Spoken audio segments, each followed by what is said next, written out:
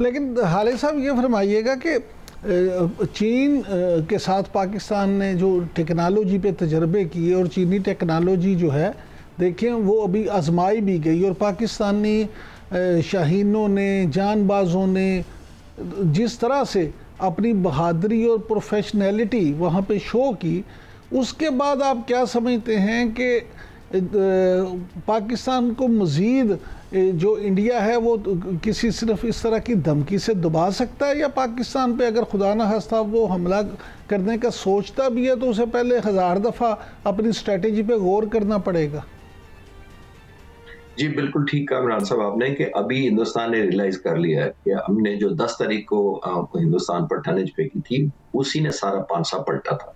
वो सिचुएशन हमारी फेवरेबल हुई। एक तो 7 तारीख को सुबह किया हमने 7-0 किया जो हिंदुस्तान के साथ, वो उसने हिंदुस्तान को घुटने टेकने पर मजबूर कर दिया। आपने नोट किया होगा उनके chief of defence staff Anil Chauhan साहब ने खुद कहा कि हमने 7 तारीख को देखा कि हमारे टैक्टिक्स फॉल्टी थे।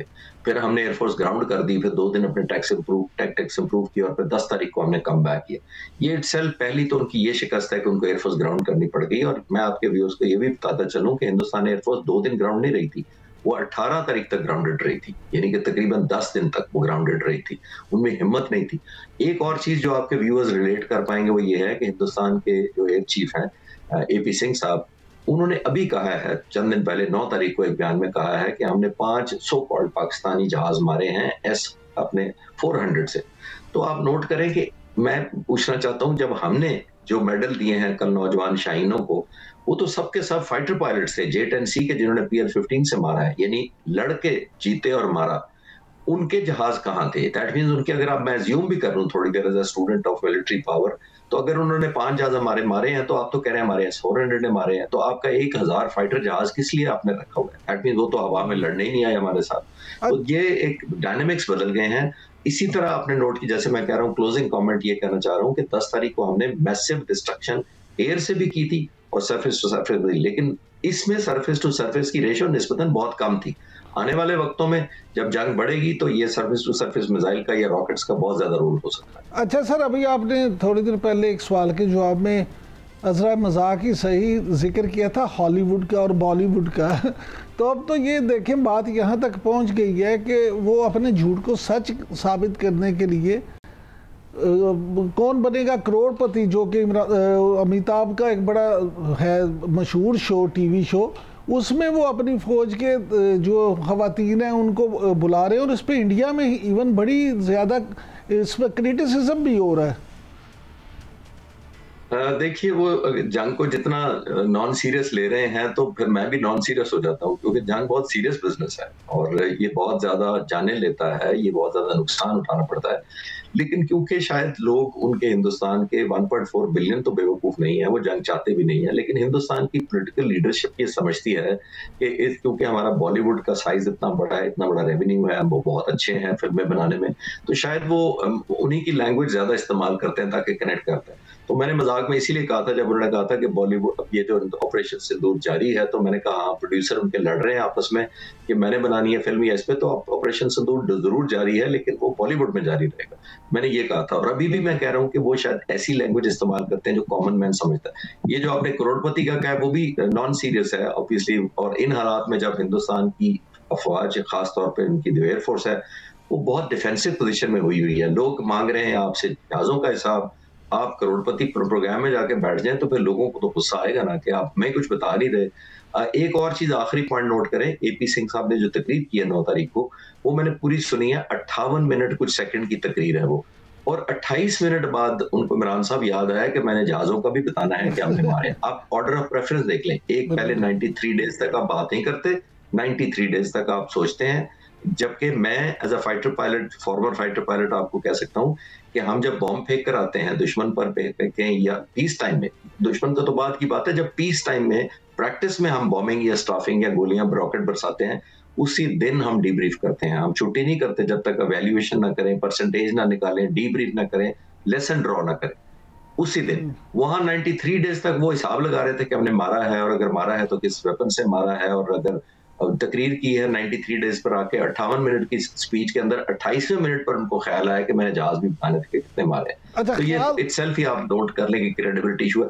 मैं यहाँ कनाडा अमेरिका में हूँ आजकल, लेक्चर्स और कुछ टॉक्स के सिलसिले में लोग, किसी मीडिया ने जिक्र ही नहीं किया उनकी तकरीर का। मैं बड़ा ढूंढता रहा कि कोई न्यूयॉर्क टाइम, वॉशिंगटन पोस्ट या कोई और BBC CNN कोई जिक्र ही कर दे उनकी तकरीर का, क्योंकि लोग इसको मजाक समझ रहे हैं, तो उन्होंने कोई कवरेज नहीं दी this part of the world. लेकिन चिश्ती साहब, लोग मजाक तो मथन चक्रवर्ती के उस बयान को भी समझ रहे हैं जो उन्होंने दिया है, बिलावल भुट्टो जरदारी के इस बयान पे उन्होंने जो रद्द-ए-अमल दिया है कि अगर इसी तरह हुआ तो पाकिस्तान जो है वो 6 के 6 दरिया वापस हासिल कर सकता है। तो इस पर मथन चक्रवर्ती ने कहा कि जी वो चाहते हैं कि खुद जो बरामूस उनका है वो चला के खुद चलाएं। और ये क्या, आप इस रवैये को क्या समझते हैं कि ये मामला जो है मिसाइल चलाने की धमकी देना और हकीकत में कुछ आप कर नहीं सके, वो करना क्या चाहते हैं? अपनी कौम को मज़ीद कितना बेवकूफ़ बनाना चाहते हैं?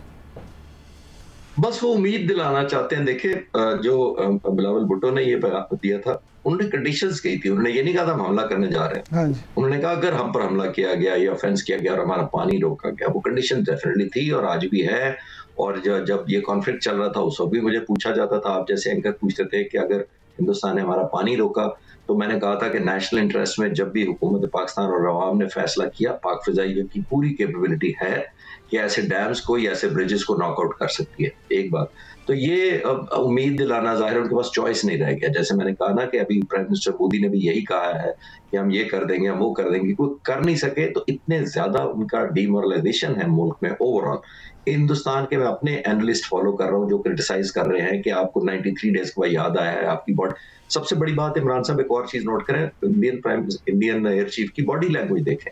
वो हर चीज गेस पे कर रहे हैं कि हमने पेन में मारा है, शायद उसमें F-16 होंगे, हमने एक बड़ा जहाज मारा है, वो ये भी हो सकता है और वो भी हो सकता है, जब हमने हमला किया तो चांसेस हैं कि ये भी हिट किया होगा। 93 डेज के बाद इतना धुंधला आप कन्विक्शन के बगैर कन्विक्शन के आप क्लेम कर रहे हैं, मैं तो इस पे अफसोस भी कर सकता हूँ। हैरत मुझे है। अच्छा सर, जो S-400 जिन पाकिस्तानी जानबाजों ने तबाह किया था उनको भी एजाज से नवाजा गया है, इस पे आप क्या कहेंगे? देखिए, जितना J-10C के पायलट्स ने मारा है दुश्मन के जहाज़ों को, तकरीबन 250 और 200 किलोमीटर के फासले पर उनको तबाह किया है, वो भी बहुत डिमांडिंग बहादुरी चाहिए थी उस मिशन के लिए। लेकिन S-400 का मैं इमरान साहब आपको बताता चलूं कि ये ऑलमोस्ट वन वे टिकट था, ये सुइसाइडल मिशन था। उसकी वजह ये है कि ये जो S-400 मिसाइल है, ये 600 किलोमीटर से ट्रैक करता है और 400 किलोमीटर पर फायर कर देता है। ये S-400 जो नाम इसके अंदर, 400 जो लफ्ज है इसके अंदर, वो वही इसकी रेंज शो करता है, जिसका मतलब है कि कोई भी दुश्मन का जहाज अगर 400 किलोमीटर तक इसके करीब आएगा तो ये 600 किलोमीटर से ट्रैक करता हुआ 400 पर फायर कर देगा। अब आप नोट करें, हमारे पायलट्स को सल्यूट है, इन नौजवानों को, शाहीनों को, कि इन्होंने पेनिट्रेट भी किया है, इन्होंने उसको डिसीव भी किया है, खुद भी बचे हैं और उसको पता भी नहीं लगने दिया है। और सबसे इंपॉर्टेंट बात है कि उसके रेडार को हिट किया, जो उसकी आंखें होती हैं। जब एक रेडार की आईज, जिसको कहते हैं चीज बोर्ड या रेडार होता है, अगर वो देख नहीं पाएगा तो फिर वो फायर नहीं कर पाएगा।